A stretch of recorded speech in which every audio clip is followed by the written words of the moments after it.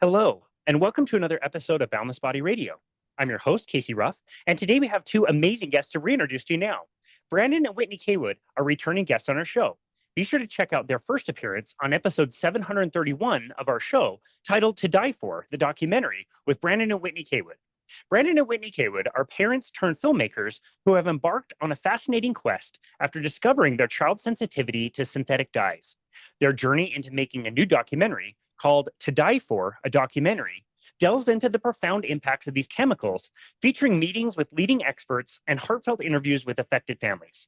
Through poignant stories and scientific evidence, they unveil the hidden perils of synthetic dyes, igniting awareness of these toxic ingredients and their far-reaching effects on individuals and families. They journey to meet with the world's leading synthetic dye experts, conducting in-person interviews with scientists, researchers, and impacted families. This exploration, reveals a series of shocking stories and surprising discoveries. You can find Brandon and Whitney on their website at www.todieforthedocumentary.com, on Instagram at To Die For Documentary, and on Facebook, To Die For the Documentary. And of course, that's Die, D-Y-E. Brandon and Whitney, would absolute honor just to welcome you guys back to Boundless Body Radio. Thank you Thanks for for having having us back. us. It's such an honor to chat with you guys again. I told you off air last time that I feel like, even though we haven't met in person, I feel like we're friends at this point, and I've loved chatting with you. Brandon, right off the bat, happy birthday and happy Father's Day, man. Thank you. It's a rare occurrence that your birthday falls on Father's Day. So yesterday was a double doozy, if you will. That's great. Yeah. How old now? 42. Nice. Congratulations. Yeah, I'm Thank you. 41, so I'm just right behind you. Nice. That's great. That's awesome. Obviously, you live a very healthy life, and it looks like you're kind of aging backwards. You don't really seem to ever look like you're getting any older. So, congratulations. Well, thank I you. want to start this conversation with a recent trip that you guys had. As much as I hate promoting travel and tourism to my home state, Utah, it's already way too crowded around here. You guys recently went on a trip to Zion. How was the trip? Oh, it was amazing. It's probably my favorite trip we've ever taken. It was fun. Wow. And it's our children are to a age where it wasn't miserable. It was actually enjoyable. So we have a 4-year-old and a 6-year-old, and they were able to hang. They were able to, fly on a plane, and it was just really fun. And so thank you for sharing your home state with us. Yeah, It's of now my course. favorite state. Oh, great. Was it your first time to Utah? No, actually, we've gone to Utah several times, but that was the first time we had ever taken our kids on like a big trip. And so it was really important. I know it's kind of silly, but I had been like praying through like where do we want to take our kids? Where do we want to take our kids? And it just like popped in my head, and I'm so glad that we were able to take the trip. So it was really That's fun. And amazing. we did like the Junior Ranger program, which was like so fun, and it was just like a very educational and fun experience. And we went with some family, so our kids had some good cousin time. So it was just a lot of fun. Yeah, that's amazing. It looked like they had a lot of like interactive, like kind of programs that they do with kids there. We were just there last weekend, and it was, I mean, absolutely packed. We were lucky enough to get there like very early, pretty much as the gates were opening. By the time we were leaving, right around like 11:30 one day, this couple approached us and they're like, "Hey, are you driving out of the visitor center?" And we're like, "Yeah, we're just pulling out right now." They're like, "Oh my goodness, we've been looking for a parking spot for 2 hours, like Whoa. Jeez. crazy, driving around looking for a spot." Was it that busy when you guys were there? Yeah, we Yeah. we left every single morning hoping to get a parking spot. We actually stayed in what was it called? Hurricane. Hurricane, Utah. So it was about 35, 40 minutes away. Yep. So we got up, we tried to get up and we tried to leave by like 7 at the latest, and every single time we got there, like it was full. Most of the time it told us it was full. The last day we got there and it didn't say that it was full, but when we got to the parking lot it was full. So we ended up having to pay for parking every day. It, So I heard paying for parking in that little town that's outside of the park is like really expensive. Is it pretty yeah. steep? Yeah. There's That's what we one Wow. had to that's do. there's one that's a little ways down, and I think it's like, I mean, even it's expensive. It was like $30 a day to park there. Wow, that's crazy. Oh my goodness. Okay, well, a little bit of Utah education for you. Everybody in Utah pronounces it Zion, not or yeah, Zion, not Zion. A lot of Oh. people from outside of Utah will say Zion. And the city that you're referring to, which we also stayed in, is actually, as weird as it sounds, it's pronounced Hurricane. Her Hurricane. It's a former like church LDS church leader who came down there who had a bit of an accent, and it was really windy, and it was probably windy when you guys were there. And he said something like, "It feels like a hurricane out here," and that's why the name stuck. And so it's spelled hurricane, but you say it hurricane. As weird as Hurricane. that is, Hurricane, Utah. Hurricane, There's a Utah. lot There you of go. interesting Utah. Like my cousin and his wife, they live in how do you say it? Tule or Tooele. Tuella, It's but it another looks good like one. Yeah, Tuella, but it looks like Thule or yeah. Tuleel. I don't know. It's interesting. So Tooele. Tooele is how you say it, and it's not spelled anything like that at all. That's another yeah, really weird one. We've got a there's few of those for sure. Oum. Is it Oum? Is that a Yep. Orem. Orem? Yeah, Orm's Orem. one. Yep. Bunch of Yeah. No, we have weird a lot of cities. weird ones. We've got a lot of towns that are named after like books and chapters from the Book of Mormon and all kinds of like LDS church references all over the place. One of the places in Zion National Park is called Kolob, which is another weird one, and that's a reference to an astrological thing that's important to the Mormon religion. So yeah, it's you can't get away from it anywhere in Utah. That's a big thing. And yeah, my wife is a huge hiker, and I really like walking, and I'm in decent shape. So when she told me about the trip we were going to take, and told me like the first day, we went to a little town called Tokerville, and it was going to be a 12-mile hike, 6 miles into some waterfalls, 6 miles out. And I think like, okay, that's quite a bit of hiking. But you don't realize like you're up and down and on this exposed Jeep trail in the middle part of the day in the heat of the summer. The next day, I was already pretty sore, and we did a hike called Subway, which you have to get a permit for, and there's only like 60 permits they give out in a given day. So you get down, you scramble down this like cliff face. Really technical, like hands and knees kind of climbing. It's an off-camber trail. It had rained the day before, so it was already slick. And then you make your way down into this canyon, and you have to follow this creek up, but there's not like a marked trail anywhere. So you're crossing the creek like 20, 30 times trying to find a trail, jumping over boulders, like running around stuff. Like it was very, very technical. And the last day we did the Angel's Landing hike, which is still technically known as the most deadly hike in America. I made it halfway up. So I'm proud of myself that I made it that far. But it's absolutely terrifying. I mean, you're literally holding on to chains, trying to find footholds, two-way traffic. Like one time I had to put my hand on one person's right side and then like reach around their left side and try to find footing so I didn't fall to my death. And yeah, I made it to a landing that was about halfway up that was right before some of the really sketchy parts, which like the trail is like 1.5 feet, maybe 2 feet wide with drop offs on either side. I didn't have the heart to do that. And so I made friends with a bunch of other people that chickened out with me on that part. And that was just fine. But yeah, we had very different Zion experiences. I think part of me was wishing I maybe would have hung out with your kids when I Yeah, went to Zion. That sounds a you could have little more hung fun. with us. Yeah, no, there's no way I would do that. We actually, we went with Brandon's sister, and she had friends in her small group that said, well, you have to apply to get a permit to do these hikes like several months in advance. And when I looked into it, I was like, this girl obviously doesn't have kids. If she thinks that I'm taking a 4-year-old and a 6-year-old up to Angel's Landing, like she's insane. But the good thing about Zion to me is like we went at before we had children. We didn't do super crazy hikes, but we got to experience without children like real hikes. But when we went this time, we were able to do like stroller friendly hikes and just like easy hike. We did one moderate hike, which was pretty intense. But the good thing about Zion is the next time we go with our children as they get older, it'll be a completely different trip because there's so many trails and so many like opportunities. So we're just really grateful. We learned a lot, and it was we actually filmed 2 people in our documentary were from Utah. So we had a lot of Great. opportunity to explore Utah as we filmed for our documentary. And then my best friend actually got married right outside of Zion, like literally like a half-mile out. So, Wow. or I just said it wrong again. Zion? Zion. Zion. Zion is the way the locals say it. Yeah, there you go. All right, now I'm local. No, no right or wrong. It's just that's how we could tell. That's funny.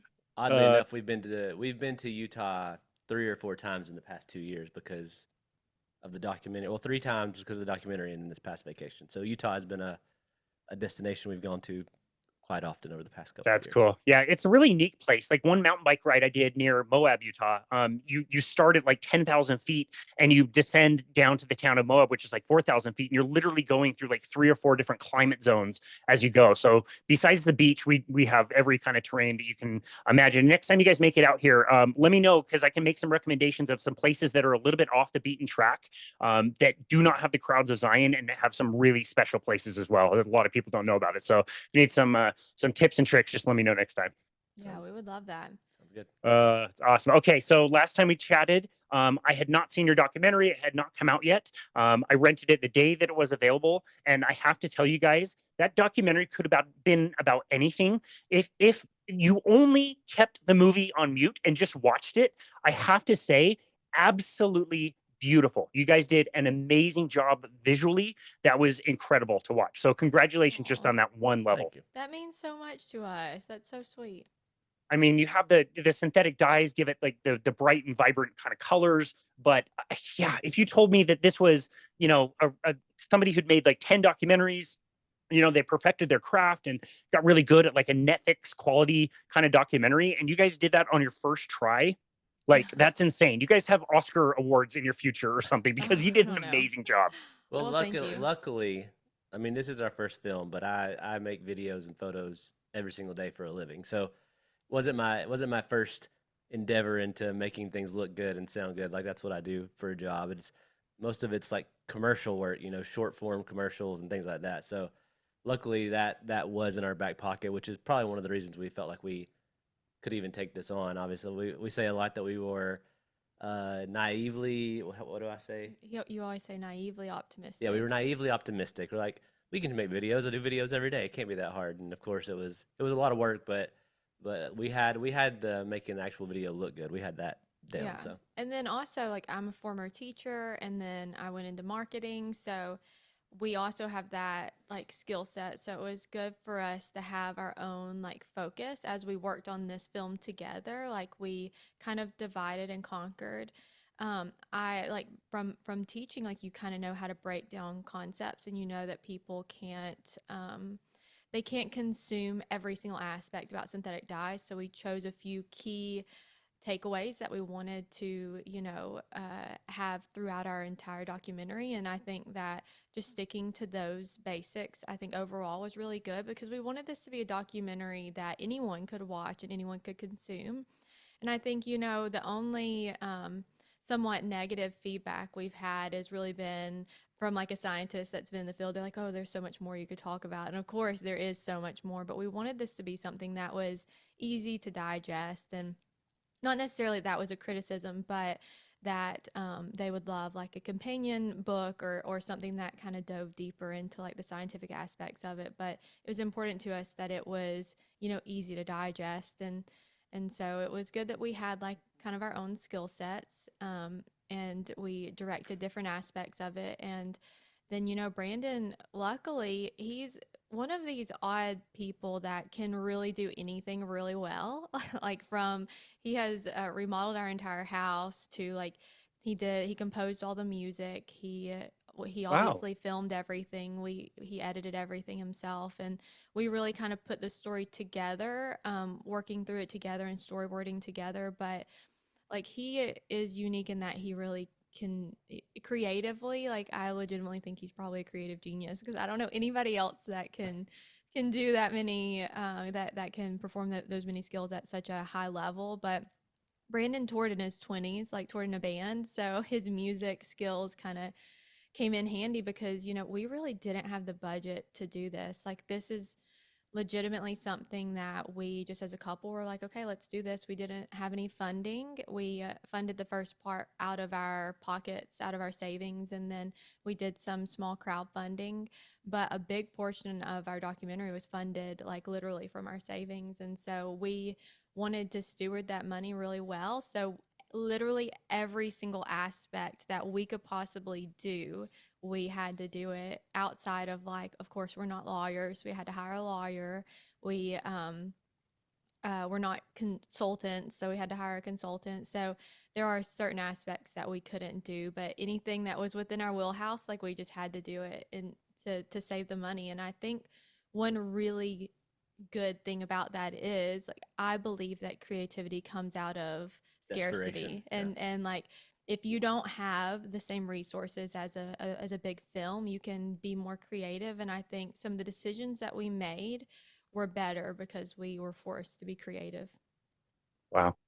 Brandon, how do you respond to that? That's pretty high praise from your wife there. Well, it's very nice of her. It is. I do feel like it's probably a rare instance to have a skill set. And I'm not the best editor in the world. I'm not the best sound guy in the world, but I have a good enough understanding. I've always I've worked on projects as a photographer where they've brought in a film crew or vice versa, or I've worked as the film side and then they'll bring in another photographer. So like I've seen other people work, and a lot of times people favor bigger crews. A lot of people that they would prefer to have techs and grips and things like that. I've always tried to work with as few people as possible. Most of the jobs that I do, I have an assistant that's a really good friend of mine, and if I can do the job with just the two of us, it may take a little longer to set things up and do things like that. But I don't love managing a ton of people, so I've always kind of had this like mindset of like keep it as small as possible, and so that kind of served me well here, and that's caused me to have to learn how to you know capture audio correctly and learn how to color grade correctly and things like that, just because I don't know. I've never had a goal to like be an employer and have like lots of people under me. So I've always just tried to do as much of it myself. Well, truthfully, that is not one of his skill sets. Working with other people creatively is not his skill set. So we I can have throw that well, out there. yeah, I have a very unique, like a very particular way of doing things, and I like to do things the way that I like to do it. So I've always liked to work small. And so a lot of people, we do feel like we may do some consulting in the future. And I don't know that the way we did it, I don't know that we will actually, really be able to recommend, yeah, do this with just two people. I wouldn't recommend making a movie with two people. We did it, and we made it work, but there are some aspects that probably would have been easier if we would have had, other people doing certain things. But like Whitney said, we didn't come from a film background, and trying to raise $100,000 or $200,000 to create a documentary, which is what you would need if you were going to be working with a lot of people, just wasn't in the cards. Could we do that on the next film? Maybe. I think now we have some credibility and some like proof of concept. We've made a documentary that's done well and has actually caused some legislative movement. So probably in the future, if we decide to do another one, we could raise more money and have more people be a part of it. But this first time, that just wasn't in the cards. So we made the best with what we had. No big deal.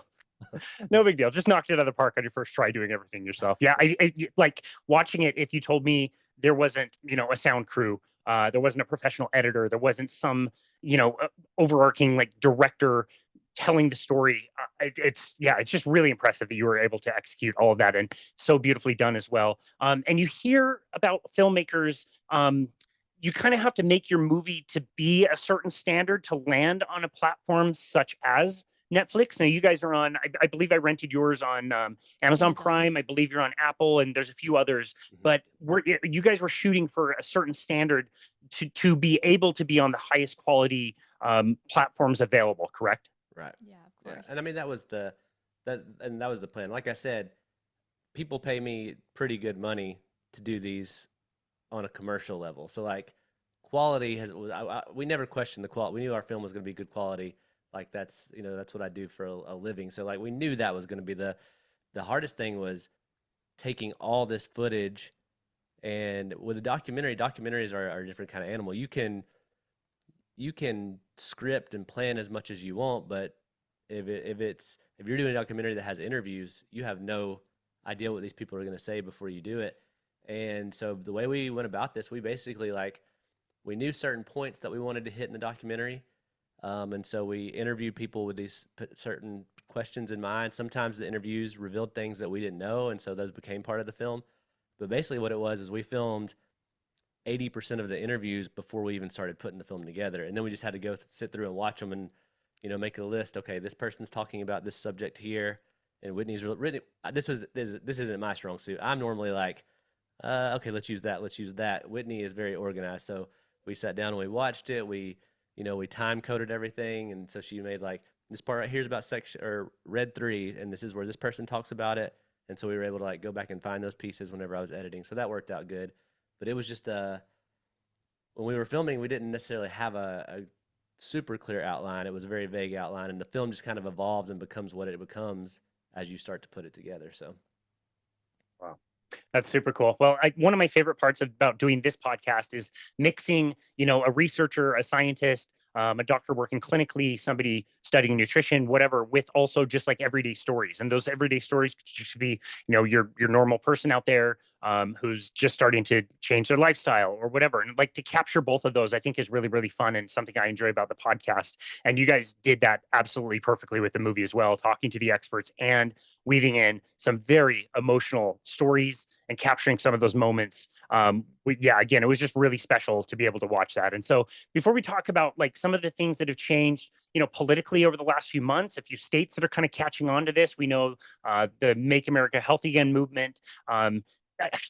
I mean, it's kind of partisan, but it kind of seems like it should be kind of bipartisan. As much as I hate politics, like at least people are talking about things right now. But before we get into all of that, can you remind us what your story is around synthetic dyes and why this ended up being the thing? I asked you this question last time. Why were you pursuing synthetic dyes and not sugar or gluten or some of these other things, seed oils that we hear so much about? Like how were you able to figure out that seed oils were an issue in your own household?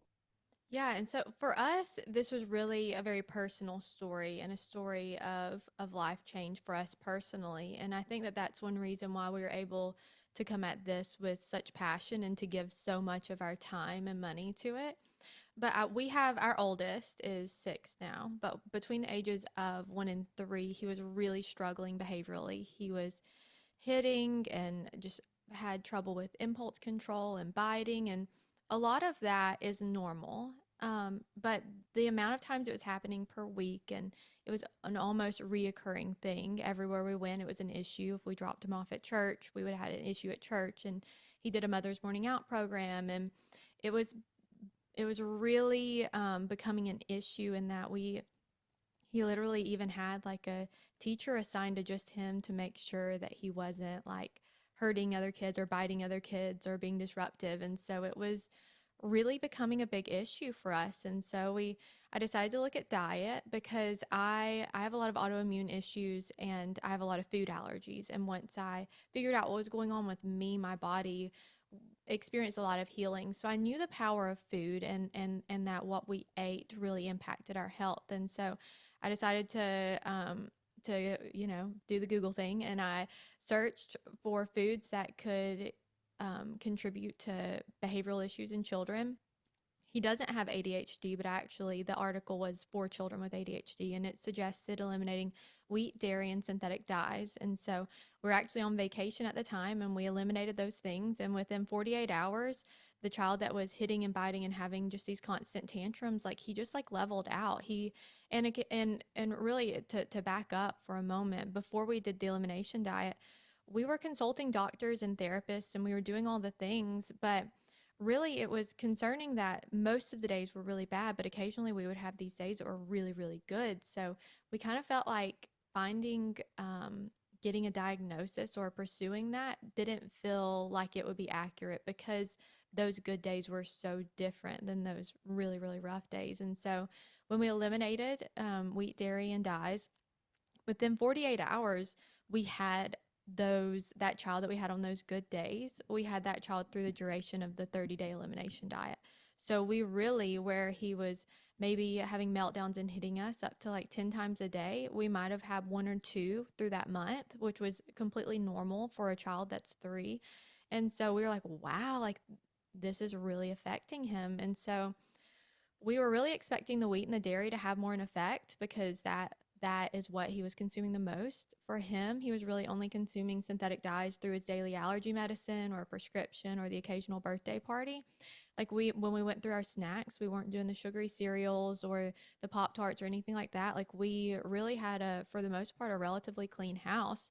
And so After the 30-day elimination diet, we reintroduced wheat and it had no effect. And then we reintroduced dairy and it had no effect. And then when we reintroduced dyes, within 15 minutes, all those behaviors came flooding back, the irritability and the aggression. And he was having trouble sleeping. And he was even like, his movements were sharper and he was stimming. And like, there were all these things that just came flooding back. And so we were like, wow, like that, this is obviously having a really big effect on him.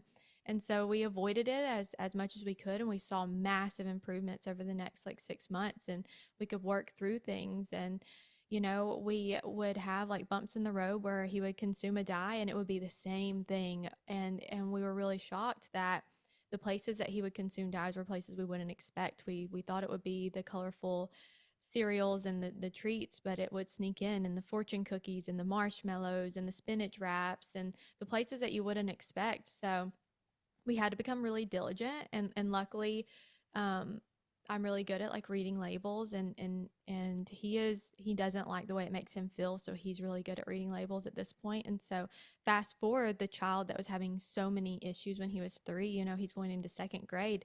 He's been in public school, he goes to a STEM school, and he hasn't had a single day where he's melted down. He hasn't had a fit, he hasn't hurt another child, he hasn't like had a big issue. He's just been a completely normal child that's succeeding so well. He academically is in the 95th to 99th percentile, and like he just is more than anything just happy, and his teachers like him, and he has friendships, whereas before no one wanted to play with him because he was constantly hurting them, which is a legitimate issue. And so we really were just so shocked by how big of a shift it was. And not only for him, like me as a mom, like I was really struggling emotionally. Like I was really in a dark, I don't know if it was a depression or what, but it was just, I was really in a dark place because I felt like I was trying so hard and I couldn't figure out what was going wrong.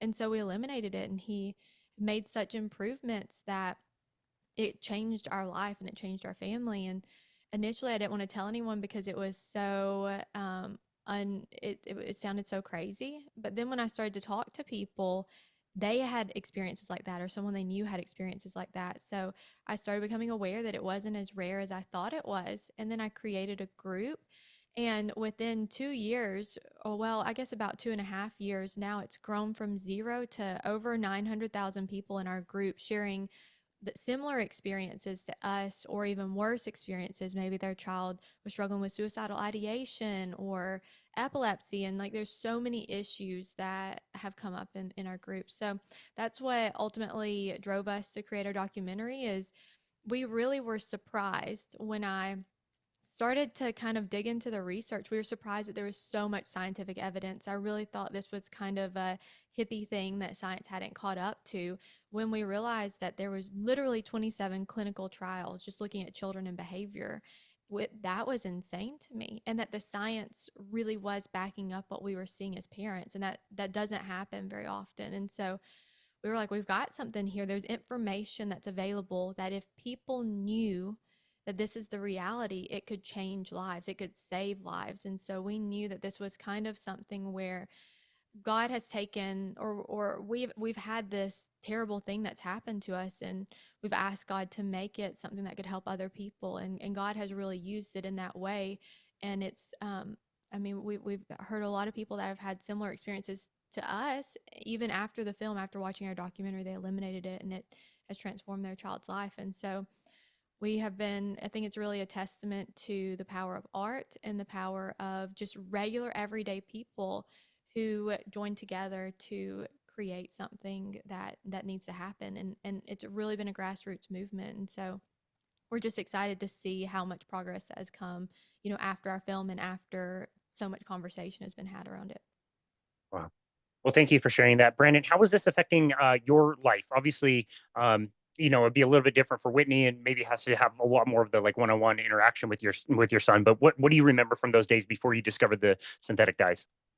Yeah, I mean, like Whitney said, she was in a place that you could just, stressed out. She felt like she was failing as a mom. Sometimes us as dads were a little more like, you know, it's fine. He's gonna be fine. He'll grow up. He'll be good. But it was really affecting her, and I do think there's maybe not in every instance, but I do think moms a lot of times do have an intuition with their kids, and if anything, this taught me, to kind of lean into that more. If she has a feeling about the kids, if she has a feeling that something's going on, maybe I kind of be more open to that and understanding and listening. Because I didn't completely write her off, but I was much more skeptical. Like, there's no way that, I've eaten this stuff my whole life. I've never seen any issues. Um, and of course, like doing the elimination diet and seeing this stark change happen was obviously an eye opening experience. And then when she started getting into the research and finding out there was so much science behind it, it just kind of gave her views even more credibility.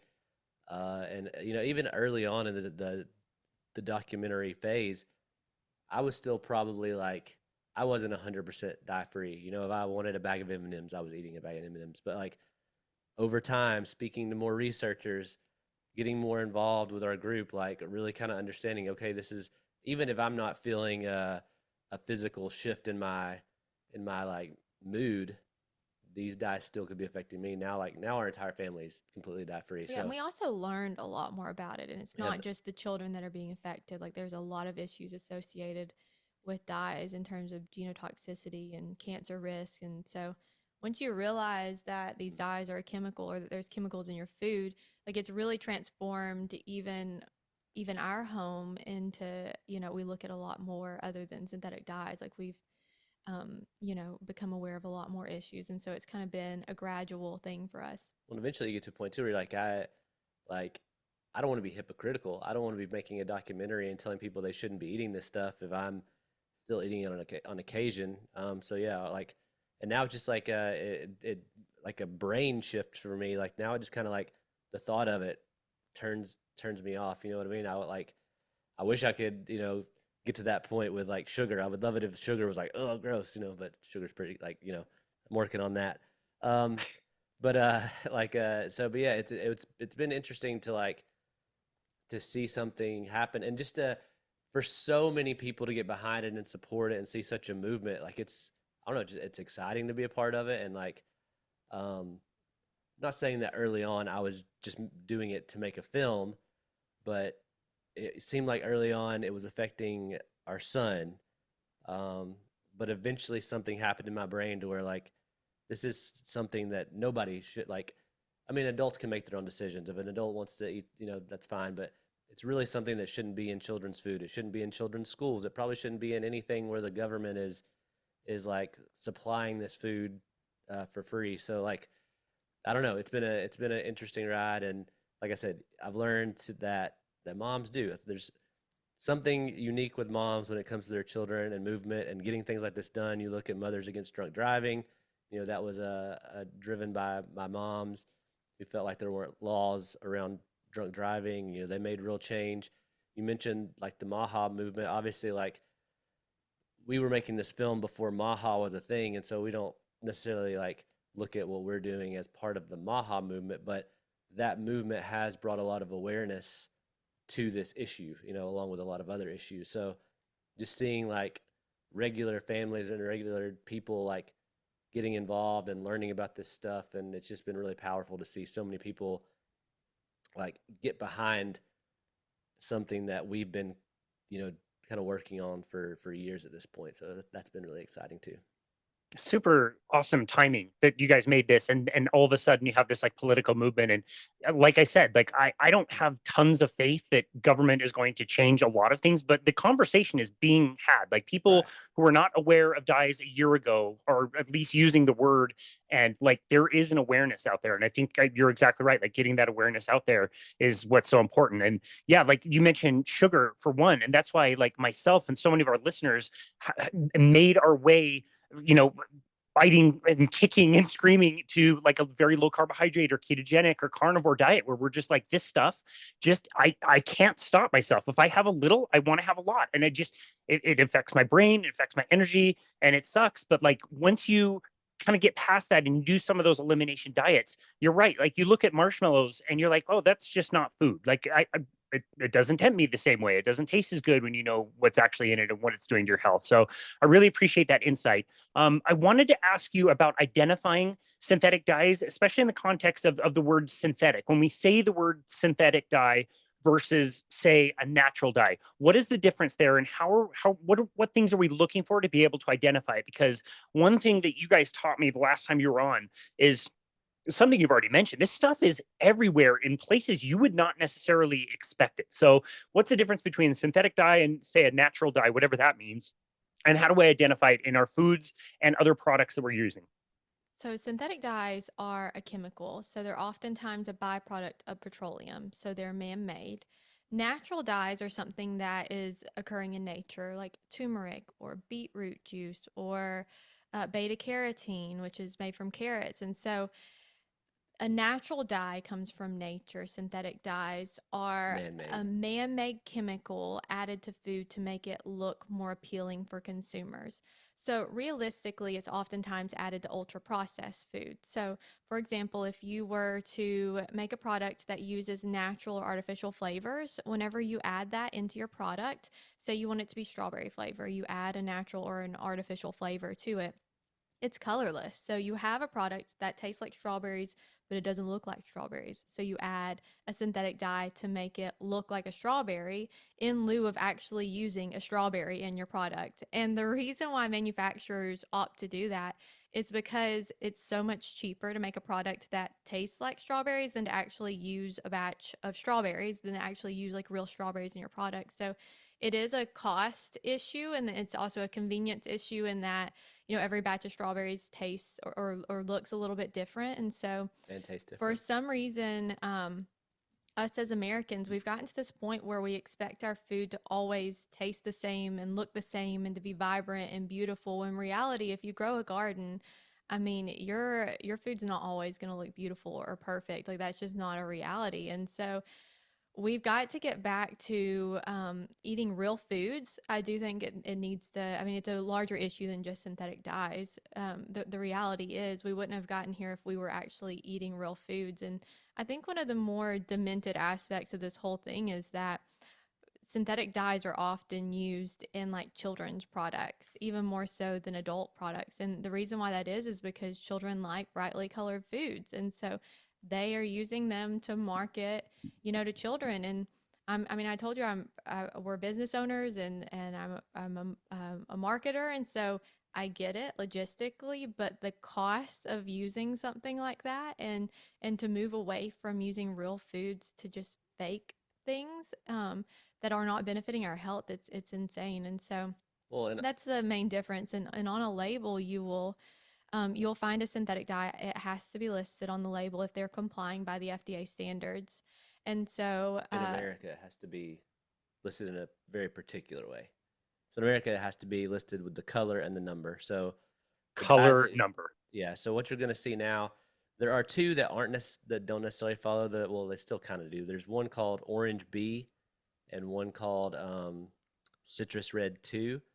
Both of those two dyes are still technically permitted for use, but they haven't been used in years, and they're actually planning on phasing those out. The Citrus Red 2 was only used to color the skin of oranges, Florida oranges, for a while, but they, like I said, they haven't done Wow. that in years. And then Orange B was used to color like the skin of like sausage casing and things like that.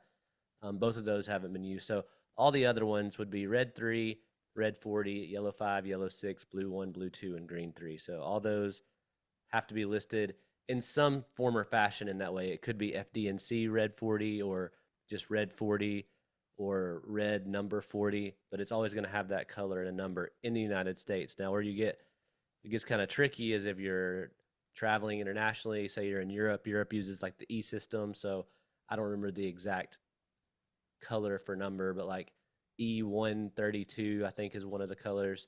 And then some countries like actually list like it's either the common name, I think it's called the common name. So like yellow 5, I think it's yellow 5 is called tartrazine, right? yeah. And then like Hmm. red 40 is Allura red. So like other countries can label it differently, but in the United States it's required to be listed with either with the FD&C requirements, so the food, drug and cosmetic like requirements, which require it to be that color and a number. Got it. Okay. Thank you so much, both of you, for explaining that. And like I said, I got the movie right when it came out. So it's been several months since I've watched it, but you just reminded me of a part of the movie that I thought was brilliant, where you guys did a bit of an experiment where you brought people in to try different foods that used dyes or not use dyes. Like visually, does one look better than the other? How do they taste? Like, can you tell us about that experiment? I thought that was awesome. Well, like the concept originally for that was like, and this is part of doing a documentary. Like we had an idea, we had a plan. We shot the first one, and the concept was supposed to be they can't tell a difference being blindfolded. Yeah, if they can or if they Yeah, can. can they tell a difference of the taste blindfolded or not blindfolded? So our very first time we did this experiment with the first group, we realized very quickly that they were able to distinguish a taste difference, and we started looking at the ingredients because a lot of these were coming from other countries. And what we realized is like even sometimes the same product from another country, like the European version may not have synthetic dyes in it, and the American version does, but that's not the only difference in the formula. Like the different countries have different like taste profiles. So we realized, okay, it's not like a Europe has it the entire formula just with different colorings, and America has it with synthetic dyes. So what we kind of shifted to is a like, is there like, can we get a conversation going around why? Okay, this one does taste different. This one actually tastes better. These two particular ones, and then we started bringing in things that weren't necessarily just from other countries. We bought like a bag of generic Dorito style chips, and then a bag of actual nacho Dorito style, like actual real Doritos, side by side. They looked identical. They couldn't tell a difference, but one of them was using turmeric and one of them was using red 40 to color.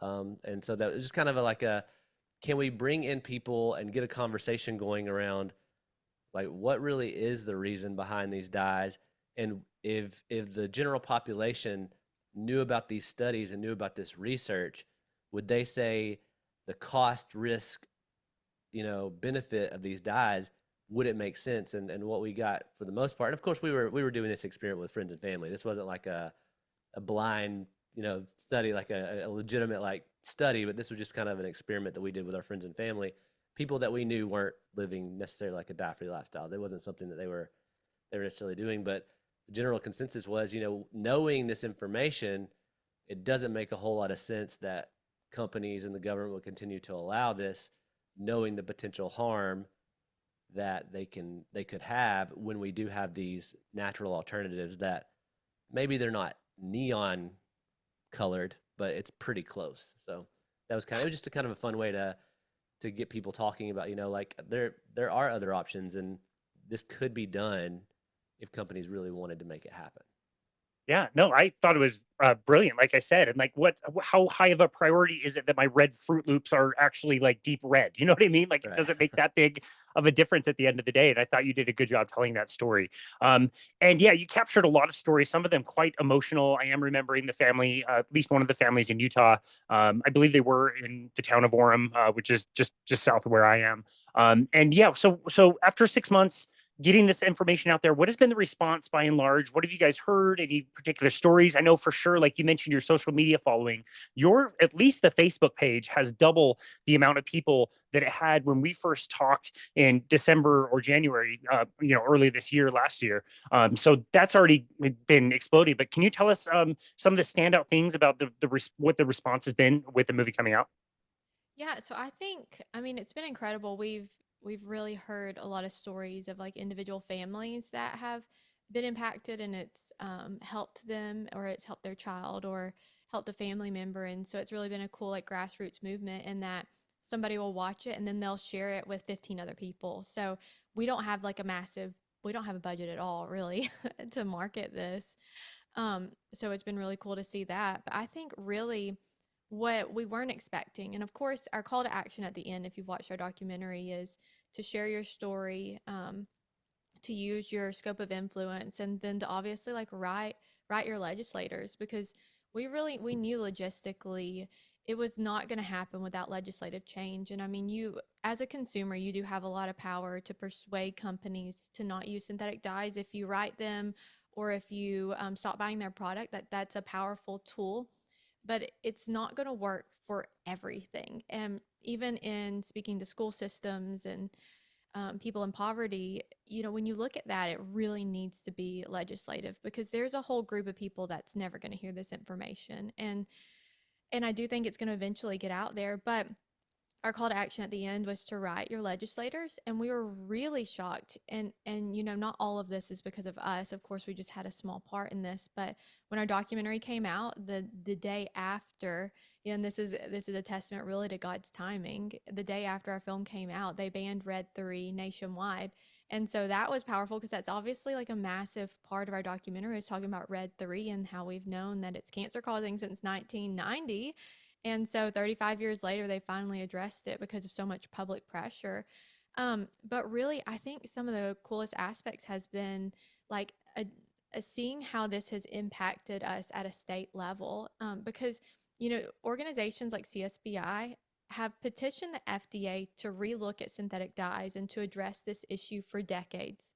And lawfully, they're supposed to like, if you file a formal complaint or a request, like they're Petition. supposed to respond to the petition within 40 days. And like the FDA, it's literally just not doing what they're supposed to do. They're not responding. And so they're just basically ignoring every law that they're supposed to be abiding by at this point, at least. And so you have to go at it from a state level, because what's going to happen is, if you have a state like California, and this is what happened with Red 3, California banned Red 3 and banned synthetic dyes in public schools, which California has so much control because they have such a big pull economically. And so then we started addressing things at a national level, because it becomes an issue of, okay, well, are we going to make products for California and not for the rest of the country? And so we knew that we had to make it inconvenient for manufacturers and for the US government to force their hand to address it. And so I think one of the most powerful things to me that's come out of our documentary, well, two. One is we went back to Utah to do a screening with Cara Lynn from Just Ingredients. She's in our documentary, and she's an incredible, influence in the health space. And so we did a screening at what's it called? Thanksgiving Point in Utah. It was just really cool. And so after that screening, we had a lobbyist come up to us, and she's a mom, and she said, you've reignited my passion for this. I'm going to really pursue this. I'm going to talk to a legislator, and we're going to get this banned in Utah public schools. I was like, let's do it. I gave her my email address, and we tackled it, and she got a legislator. And this past session, they banned dyes in public schools in Utah. And so the same thing happened in West Virginia. There was a girl that had been following us for a long time, and we connected, and she's a lobbyist, and her husband is actually a state senator. And so she had told us that, she wanted to work on this issue. Well, our documentary came out, and she wrote me, and she was like, we're going to do it. We're actually going to do it. And I was like, okay, whatever I can do to help. And I connected her with EWG and CSBI. And whenever they introduced the bill, I was like, we have to have experts, because the reality is, if they don't know the facts, they're not going to vote in favor of this legislation. So we worked really carefully to kind of cater, obviously to make sure that we had the people that we needed, a good mix of the story and the science, and people that were going to be respected. And, they ended up banning dyes in the entire state of West Virginia. And if you know anything about West Virginia, one, it's a very, very mega majority Republican state. So it's a stark difference from a California, which it's kind of expected for them to ban a chemical like this. So it has shifted from a very, very liberal issue to, okay, this is a bipartisan issue. It passed almost unanimously.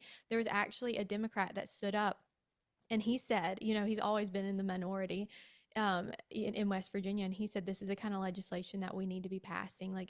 Everyone cares about children. And so just to see it shift from when we started the film, a very liberal issue to this is a human issue has been really super powerful. And of course, that's not just us. It's been God's timing and us having a small part in it. But to see the power of, just regular everyday people to make change.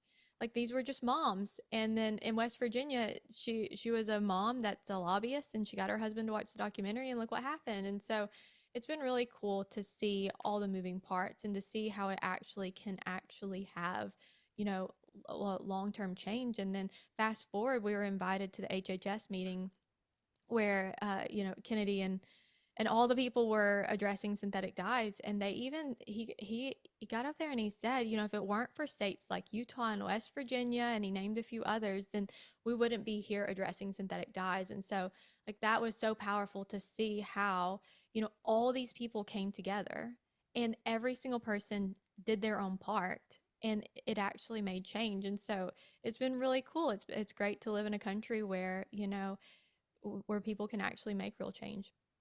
That's amazing. Wow. Whitney, I also have to tell you, your pronunciation of Thanksgiving Point was spot on. You said it just like a local. Congratulations. Good job. You absolutely nailed it. Oh, Good, that's good great to hear. pronunciation there. Yeah, great job. No, that's amazing to think that, either directly, indirectly, how much impact that's had. And again, these conversations are being had, the awareness is getting out there. For the person who wants to start down this journey, they're becoming aware of this, they want to get it out. Are we talking like, do people have to kind of reinvent their entire lives to be able to get around this? Or are there just a few simple changes that most people can make that will make a real dent in this issue? I would say really realistically, it depends on what your lifestyle is like. For us, it really wasn't a massive shift. It was really more of a shift in reading labels was the hardest shift. And so, if you're used to consuming, the sugary foods and the bright colored sports drinks, you're really just going to have to shift to a different product that is similar that you or your children enjoy. Where I think it gets tricky is children in public school or children in school at all. And so realistically, it depends on your school. Some schools literally require an allergy note from a doctor before they will even allow accommodations or allow you to bring food into the school. And so where that becomes sticky is this is not an actual allergic reaction for most people. It's a neurologic reaction. And so we do have to, make shifts in that. But realistically, if your school allows you to bring swaps, just bringing swaps to the school, bringing swaps for parties, and then if you are attending a birthday party, bringing a swap for your child is really one of the most realistic things that you can do. But it's very manageable. You can do it on a budget. There are stores like Aldi, Trader Joe's, and Whole Foods that have options that are relatively affordable depending on what you're getting. But where it gets really tricky is if you have like a medication, like a prescription medication. And so if your child or yourself is on a life-saving drug, like if you have epilepsy, for example, a lot of the medications are brightly colored, and to get it compounded, it costs thousands and thousands of dollars. And so that's where it gets tricky, and that's another legislative issue I think we're going to have to conquer because, you know, uh, pharmaceutical companies they don't have the same level of they're not as affected by consumer demand because they have a patent on the recipe. So you either buy it or you don't buy it. There's no competition, so they can do what they want to do. And so that's a big issue. But overall, say you don't have those issues. It really is just a matter of shifting from or shifting from not reading labels to just being conscious of what's in your food. And then I really think that will allow you to consume more whole foods and to be more aware of what you're putting in your body to begin with. And so the more whole foods we can consume, the better. And then the less ingredients you have on the label, obviously, the better. We Love it. and you can do it in two different ways. We can tell people, we've told people, or we've seen some people do it like us, where they just like dropped everything. Like we went through our house, we took out everything that had dyes in it, and we got rid of it. Some people they phase out stuff, so they use up what they have. Where we're not saying that you have to throw away food. We understand that a lot of times that's food costs money, and you can't just throw away money a lot of times. So you can phase them out.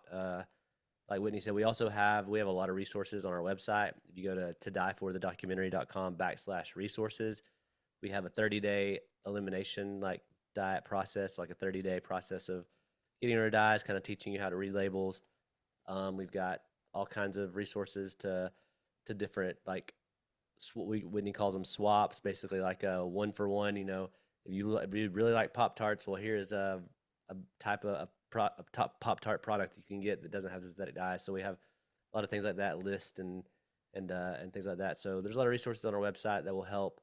And you can't really do it wrong. If you're trying to improve your lifestyle, you're doing it right. So everybody slips up. We, in the process of eliminating dyes, even we were very conscious of it. There was times that we just, things that we didn't think about, like Whitney said early on. There was an issue with spinach wraps that we didn't even think to look at. It was like a spinach wrap tortilla that we assumed was green It's Mission Brand, because so it had don't buy that. because it had spinach in it. And then like our son typically eats like just plain flour tortillas, but we were out of those, and so he started eating the spinach ones we had, and we had a bad week. Didn't understand what was going on, and then we flipped it over, and the green spinach wraps had blue and yellow dye, synthetic dye in it. Like what? Well, and I can also say, like, one friend comes to mind, and they tried to see if synthetic dyes were affecting their son, and they eliminated most of the dye, and they didn't completely take it out, and they didn't know what they were getting at school, and they weren't looking at dermal exposures like hand soap or shampoo and things like that, and so they did not see a shift. And so it's been 3 years, and then here recently they're still really struggling with that child. She was like, okay, I'm all in, and that child was massively affected by synthetic dyes. And so I Wow. can say, if your child is like our child, it is an all or nothing thing, unfortunately, because whenever we spoke to the researcher in Europe, one of the questions obviously we ask every researcher was like, what's going on in the brain, like what's happening. And so he explained that children that have and this has not been replicated, so that's why it's not included in the documentary, but he took cheek swabs and he genetically tested all the children, and the children that reacted, like our son and like many children that have intense reactions, they had a genetic variation in a histamine gene, which doesn't necessarily mean this is an allergy, but it is a genetic issue in that the cells themselves are releasing histamine when they consume something like synthetic dyes. And so if your child obviously has an issue like that, then just even a little bit is going to affect them 48 hours. And we had an issue where Wow. he had one mini marshmallow that affected him for 48 hours. It was a very obvious reaction. Wow. And so I can say you can do it as slow or as fast as you want to, but if you're desperate for change for your child, it does have to be all or nothing to really see the impact. Yeah, and it's kind of every kid's on a spectrum, right? So that there may be some kids who you eliminate dyes and you don't see a shift whatsoever, and it's because the amount that it's affecting them is so minute that you're not really seeing an issue. But then you have kids like our son who's on the far end of the spectrum who gets just a little bit, and it's like he's two different people. Well, and the same can be said for adults. And the reason why we focused on, dyes in children were for two reasons, mainly because most of the research is on children. And so there hasn't been a ton of research on adults. We wanted it to be as scientifically accurate as possible, but also we know people and people are a lot more willing to protect children from synthetic dyes than adults. There's more of an argument to be made about personal choice with adults. And so we really wanted to focus on what was most scientifically accurate, and then obviously what would make like the biggest impact. Mm. Well, that's amazing. That's so well explained as well. Okay, just last question for each one of you. Let's say I make you do another documentary today.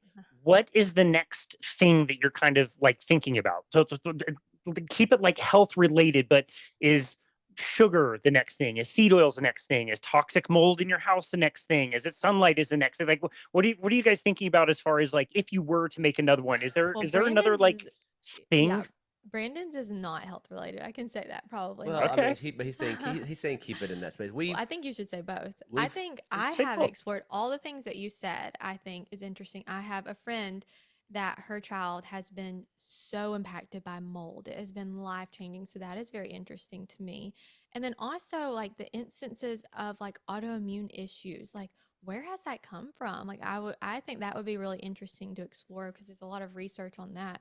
Obviously, like there was a good documentary about water, so I think we're good with water. well, there's one about sugar. There's the Fed Up is I mean, every documentary is going to have some sort of bias to it. So Fed Up is a pretty good one about looking into the sugar industry but I think Fragrance is a good one. fragrances. That But would be I a good think one. if we would probably, the thing is it would be super hard to find one that we're as passionate about as we were dyes because of the personal, like the story. I think infertility would be a big one. I think if That would be if huge. we really were going to kick around the idea of doing something else, we would probably kick around more of an idea of like a docu series. So maybe it's Cool. a little bit like 3 or 4 issues that are a little bit shorter that could be a docu series. There's a really cool docu series that HBO did called Not So Pretty, and it was kind of a little mini series about the beauty industry and a couple of issues in the beauty industry and health and things like that. So I don't know, maybe like kind of Whitney said, like artificial sweeteners would probably be something that we would look into, like fragrances. I think there's a lot of people doing stuff about seed oils. I don't think that's necessarily like that's a pretty big hot topic right now. I feel like there's people already in that space working on that issue. And I think one reason why we've had so much success with dyes is that we're literally The the only only documentary that Yeah. has ever been created. And so I think that's kind of, I don't know that we're going to be able to find anything that has that much scientific evidence and that much evidence of harm over the decades and then it not be covered. So, well, and it's a testament to the fact that people were craving this information is our Facebook page. And you were talking about our actual film page that grew from 40 to now it's like 80 something thousand people. But we also have our Facebook group. no, I think you're talking about the group. We're talking about the group or the page. I don't know. I am the worst with social media. Sure. But our The group, the Facebook page, the reel, group whatever. has crossed the 900,000 mark. So Amazing. and this Facebook group is specifically a synthetic dye like Facebook group. So like, and we are, as far as I know, we are the biggest Facebook group in existence on this topic. So Oh, something I'm interested in is in grounding. I think Yeah. that would be an Okay. interesting documentary because people aren't talking about that, and I think it's so interesting. I'd love to learn more about it. yeah, Sitting on my grounding mat right now. Yeah, it's great. Yeah, we have grounding sheets, and it's helped us a lot. There's grounding sheets are game changers. I Yeah. cannot believe how much of a difference that made.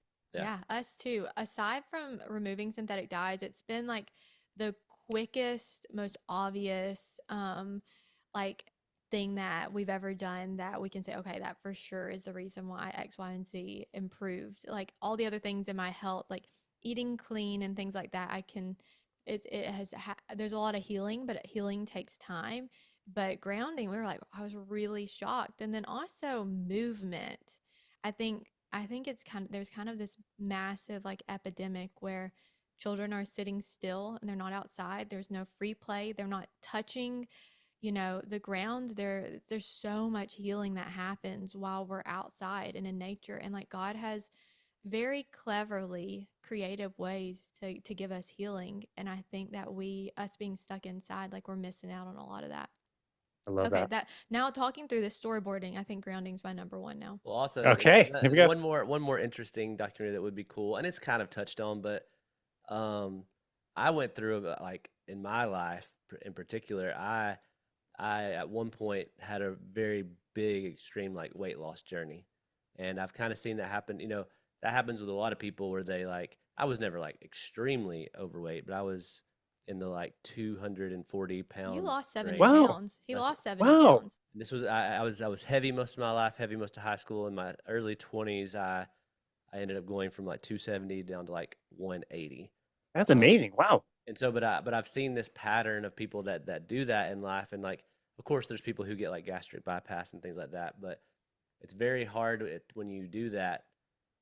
It's an issue. Like, keep like losing that much weight and staying at that is tough. And I feel like you'll see a lot of people who go through a weight loss journey. They have a couple of years where they are in really good shape, but eventually like it. So it's it's an interesting.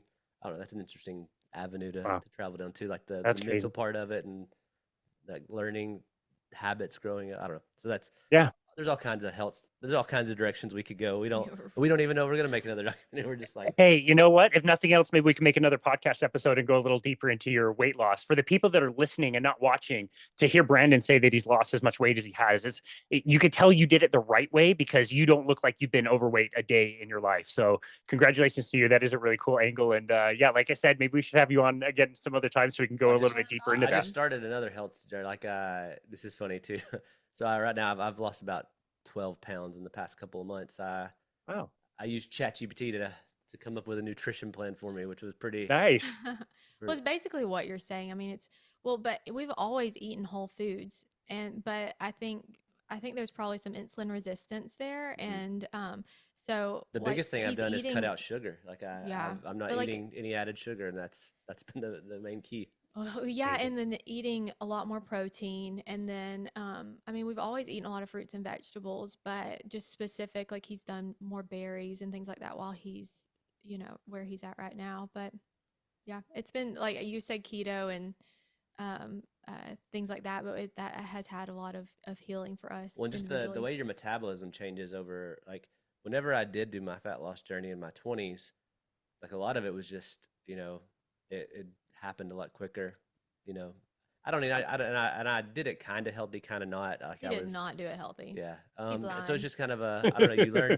You learn how much easier. And now that I'm in my 40s, like even running is my favorite form of activity. So I'm at like 7 mile runs right now, and so Nice. but like my body is not like I'm not getting to my endurance level as quickly as I was, 10 years ago when I did a half marathon about 10 years ago, and felt like I got to 7 miles a lot easier than 8 and 10, all that. But so yeah, it's interesting how your body changes over time, but I really do feel like sugar is a big issue in our country, and I like Sugar's massive. it's And then just not Yeah. eating real foods. We have entire children that don't eat well, and any, and sugar. our friends, like their children will not eat a single vegetable or fruit. And like that's a big issue. I would love to look at like how other countries do it, which I mean, there are documentaries that do that. We're on a tangent. But also when you look into not eating sugar, you know to realize how much sugar is in so much stuff, Totally. like added sugars Totally. and like even healthy. It's like crazy, like it's crazy. So Yep. Totally. I mean, regardless of whatever dietary choice you make, like if you address sugar, you by happenstance also address seed oils. If you address seed oils by happenstance, you're probably going to be eating a lot less synthetic dyes. Like if you get one Yeah. entry into looking at some of that stuff, you're normally going to bang out some of those others. Well, and if So you eat yeah, whole food, you're eliminating all of it. there you go. Exactly. Yeah. It Or, doesn't have well, a for the most nutrition part. label. Yeah, Yeah. exactly. No, I love that. You guys, this has been such a fun conversation. I love chatting with you again, despite losing Mission Tortillas as a potential brand sponsor of Boundless Body Radio. Sorry, This has Mission. been, yeah, Not sorry. sorry. Sorry, use not sorry. spinach for color.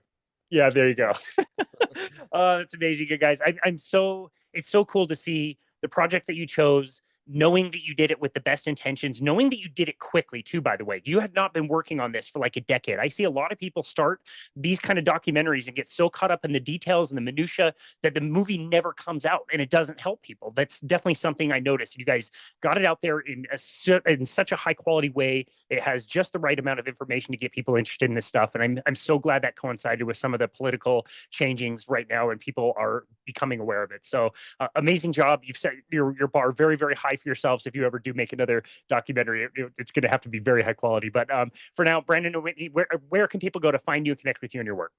Yeah, so we're at To Die for the Documentary. You can find our resources at todieforthedocumentary.com/resources. We also have a new book coming out that's a children's book. And so it's going to be hopefully a good resource to help children read labels and encourage them to eat whole foods and figure out where the color of their food is coming from. So we're taking the angle of like a color detective. And so we're teaching your children how to become color detectives. And it's really rather easy because we've heard so many parents, they're able to do it, but they can't figure out how to get their children to do it when they are not with them or when they're at a party or when they're at a friend's house. And so we're hoping to help with that. But we're on Instagram, we're on Facebook. We also have a Facebook group called Dye Free Family Swaps Recipes and Resources. And so you can go on there and we can help you out. You have any questions or you are having trouble finding a certain swap, then that's where you can go.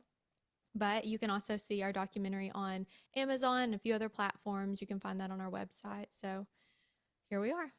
And Amazing. also, Canopy. We're on Canopy now. So if your library is part of the Canopy system, then you can watch the movie for free with your library Yeah, card. and So normally you That's can cool. just request like your library to order a movie or a book, and they'll do it, and so you can watch the yeah, we're in documentary for over free. we're in over 200 Great libraries idea. nationwide. So It's a great idea. a lot of libraries have a sharing system where you can order it and they'll ship it to your library and you can watch it. So there's ways to watch it That's if you cool. if you don't have the means to pay for it on the Nice. platforms. So Awesome. You guys, well, thank you so very much for all of that. We'll link to all of that in the show notes. And like I said, such a joy to chat with you guys. So glad the movie is landing for people. And thank you for taking the time to make it and taking the time to be back on our show today. Again, we really appreciate you. thanks for Yeah, having thanks us. for having us. Absolutely. And this has been another episode of Boundless Body Radio.